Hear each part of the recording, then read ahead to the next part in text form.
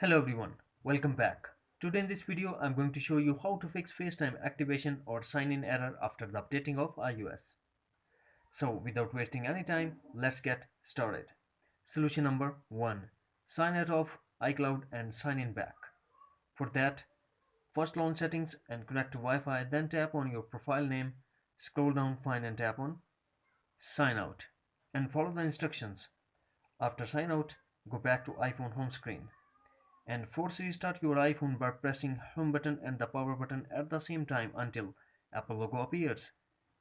After force restart, same goes to settings, connect to Wi-Fi, tap on your profile name and sign in back. Solution number 2. Check date and time. To check that, go to settings, then tap general and tap date and time and make sure that set automatically is enabled. Solution number 3. Reset network settings. For that, go to settings, then tap general, scroll down, find and tap on reset and tap reset network settings, iPhone passcode required and tap again reset network settings in pop-up window to confirm your action. Now we go for solution number 4. Enable location services. Go to settings, scroll down, find and tap on privacy.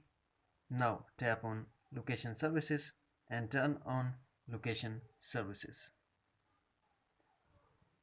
Solution number 5. Check the latest version of iOS.